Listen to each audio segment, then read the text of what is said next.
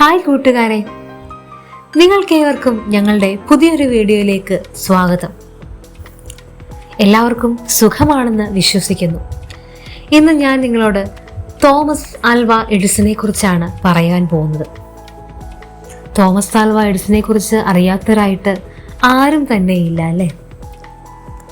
അദ്ദേഹത്തിൻ്റെ ജീവിതത്തിൽ അദ്ദേഹത്തെ ഏറ്റവും കൂടുതൽ സ്വാധീനിച്ച ഒരു വ്യക്തി ഉണ്ടായിരുന്നു. ആരാണെന്നറിയുമോ? അദ്ദേഹത്തിൻ്റെ അമ്മ. നമുക്കും നമ്മുടെ ജീവിതത്തിലും ഇതുപോലെ നമ്മെ സ്വാധീനിച്ചിട്ടുള്ള അല്ലെങ്കിൽ സ്വാധീനിച്ചു കൊണ്ടിരിക്കുന്ന, സ്വാധീനിക്കുവാൻ പോകുന്ന ആരെങ്കിലും ഒക്കെ ഉണ്ടാവും അല്ലേ? ഒരിക്കൽ എഡിസൺ സ്കൂൾ വിട്ട് വൈകുന്നേരം വീട്ടിലേക്ക് മടങ്ങി വരവേ തൻ്റെ കയ്യിൽ തൻ്റെ ക്ലാസ് ടീച്ചർ കൊടുത്തുവിട്ട കത്ത് എഡിസൺ തൻ്റെ അമ്മയ്ക്ക് നൽകി.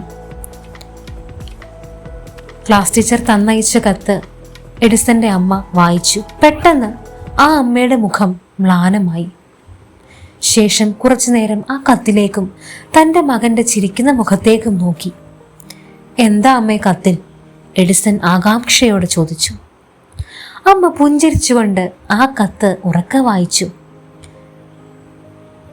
നോക്കൂ മകനെ, നിന്റെ ടീച്ചർ ഇങ്ങനെ എഴുതിയിരിക്കുന്നത്: നിങ്ങളുടെ മകനായ എഡിസൺ അസാമാന്യ കഴിവും ബുദ്ധിയുമുള്ള ഒരു കുട്ടിയാണ്.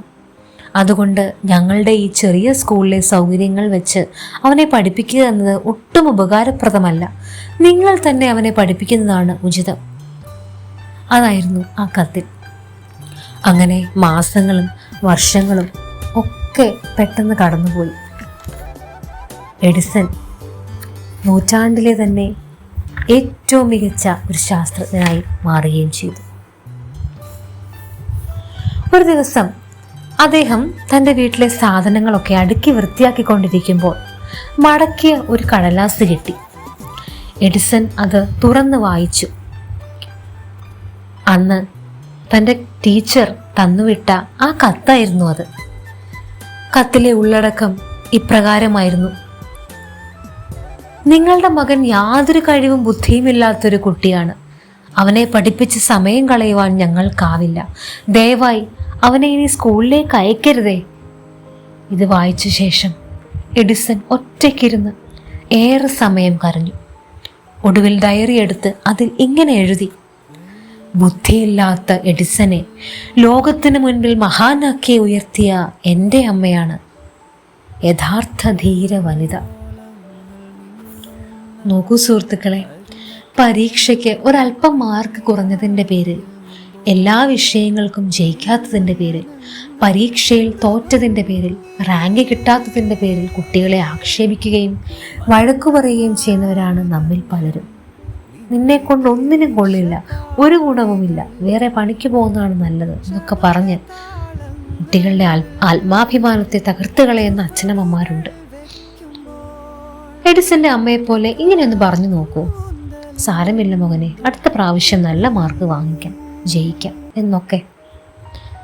എല്ലാവരുടെയും ബൗദ്ധിക തലം ഒരുപോലെയല്ല, വ്യത്യസ്തമാണ്. എല്ലാ മനുഷ്യരിലും ഓരോ തരത്തിലുള്ള കഴിവുകളും നൈപുണ്യങ്ങളുമുണ്ട്. അത് കണ്ടെത്തി പ്രോത്സാഹിപ്പിച്ച് അവരെ മുന്നോട്ട് നയിക്കുകയാണ് വേണ്ടത്. നിന്നെക്കൊണ്ട് ഒന്നിനും കൊള്ളില്ല എന്ന് പറയുന്നതിന് പകരം നിന്നെക്കൊണ്ട് എല്ലാം കഴിയും, അതിന് ദൈവം നിന്നെ സഹായിക്കും എന്ന് പറയുവാൻ കഴിയണം.